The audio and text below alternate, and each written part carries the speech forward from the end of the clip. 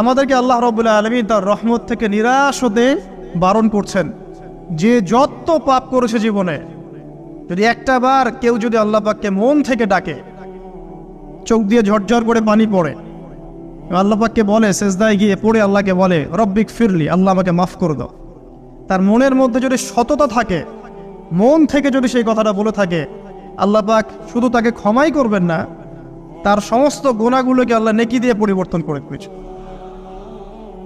একটা হাদিস পড়ছিলাম, নবী করিম সাল্লাল্লাহু আলাইহি ওয়াসাল্লাম তিনি বলছেন যে লাম্মা কাদাল্লাহুল খালক, যখন আল্লাহ রাব্বুল আলামিন এই মহাবিশ্ব সৃষ্টি করেন, তখন আল্লাহ রাব্বুল আলামিন কাতাবা কিতাবান, একটা কিতাব লিখেছেন, একটা কিতাব আছে আল্লাহর কাছে। কাতাবা কিতাবান ফাহুয়া ইনদাহু ফাওকাল আরশ, যেই কিতাবটা আল্লাহর নিজের কাছে আছে আরশের উপরে, সেখানে আল্লাহ পাক লিখে রেখেছেন। কি লিখেছেন?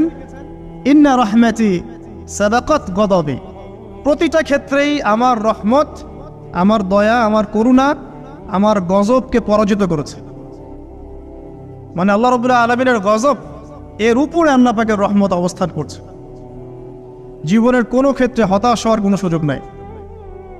আজকে পারিবারিক ভাঙন বলেন, ব্যক্তি পর্যায়ের আত্মিক ধ্বংসই বলেন, সমাজের বিপর্যয় বলেন, যাই বলেন, পিছনে একটা বড় কারণ আছে। সেটা হলো আল্লাহ থেকে দূরে থাকা মানুষ, আল্লাহ থেকে হতাশ হয়ে যাওয়া। আর এই কাজটা শয়তান করিয়েছে মানুষকে আল্লাহ থেকে দূরে সরানোর জন্য।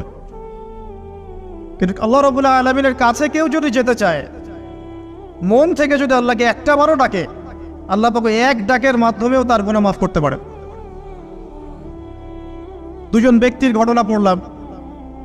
একজন ব্যক্তি প্রচন্ড রকম আবেদ, প্রচুর ইবাদত করে।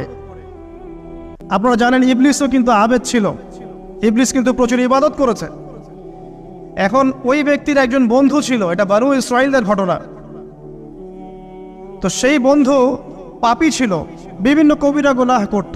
আর এই আবেদ ব্যক্তি বারবার তাকে নসিহত করত, গুনাহ ছেড়ে দাও, তুমি পাপ করছো, গুনাহ ছেড়ে দাও। তখন সেই ব্যক্তি যে পাপ করছে সে বলতো যে আল্লাহ কি তোমাকে আমার রক্ষক বানিয়েছেন? আল্লাহ কি তোমাকে আমার উপর দারোগা বানিয়েছেন? আমাকে আল্লাহর হাতে ছেড়ে দাও, আমাকে নসিহত করতে শোনা। একদিন এই আবেদ ব্যক্তি তার বন্ধুকে একটা জঘন্য পাপ করতে দেখলো, এমন একটা পাপ যেটা দেখে তার মনে ধারণা আসলো এটা চরম জঘন্য একটা কাজ।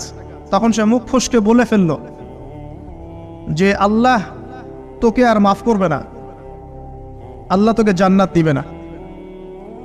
আল্লাহ রাব্বুল আলামিন